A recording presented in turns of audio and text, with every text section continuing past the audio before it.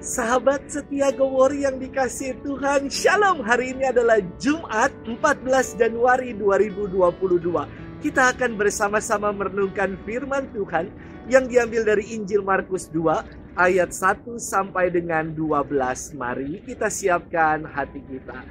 Haleluya, haleluya, haleluya. Seorang Nabi Agung telah muncul di tengah kita, dan Allah mengunjungi umatnya. Haleluya, haleluya, haleluya. Tuhan bersamamu dan bersama rohmu. Inilah Injil suci menurut Markus, dimuliakanlah Tuhan. Selang beberapa hari sesudah Yesus datang ke Kapernaum, tersiarlah kabar bahwa ia ada di rumah. Maka datanglah orang-orang berkerumun sehingga tidak ada lagi tempat, bahkan di muka pintu pun tidak. Sementara Yesus memberitakan sabda kepada mereka, beberapa orang datang membawa kepadanya seorang lumpuh digotong oleh 4 orang.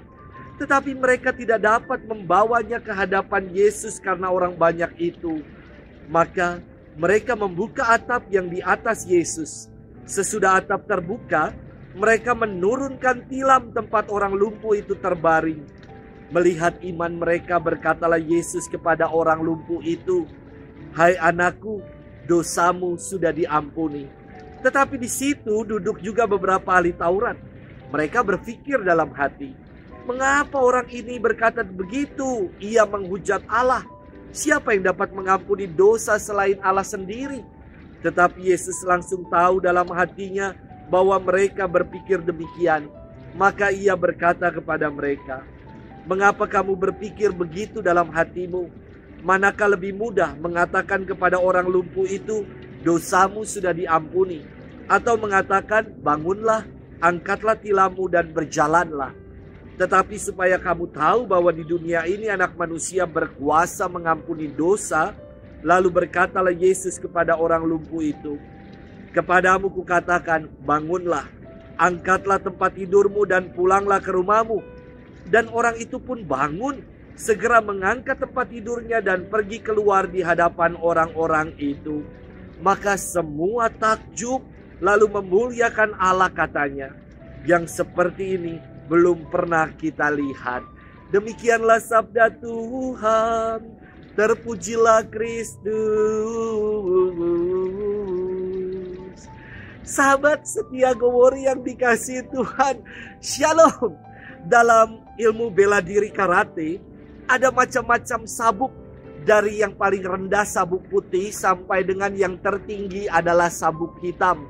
Ada pula tingkatan-tingkatan yang disebut dan. Dari dan 1 hingga yang tertinggi dan 10. Saya dulu juga ikut karate. Levelnya bukan hanya sampai dan 10. Saya dannya lebih tinggi daripada dan 10. Dan kawan-kawan. Pokoknya kalau rame-rame, wis jadi wani tenan ya. Sahabat setia Gowori yang dikasihi Tuhan. Firman Tuhan hari ini berkisah tentang Yesus yang menyembuhkan orang lumpuh. Namun kisahnya menjadi istimewa dan inspiratif. Tatkala untuk mengalami kesembuhan ini, si lumpuh dibantu oleh 4 orang teman yang menolongnya dengan menggotong si lumpuh. Dan bahkan teman-teman ini naik ke atas atap sambil bawa tilam, membongkar atap atas rumah, lalu menurunkan si lumpuh ini dari atas atap. Kepedulian dan pengorbanan dari 4 orang yang membawa si lumpuh ini menunjukkan sikap solider dan bela rasa kepada sesama. Mereka menjadi sahabat bagi yang menderita, mau berbagi kasih dan berbagi kebaikan secara berjemaah.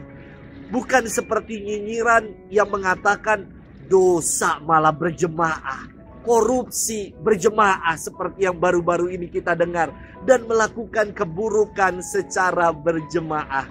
Sahabat setia Gowori yang dikasihi Tuhan, kata mengusung baik sekali untuk kita renungkan. Kita dipanggil untuk mengusung yang lumpuh, yang lemah, yang menderita.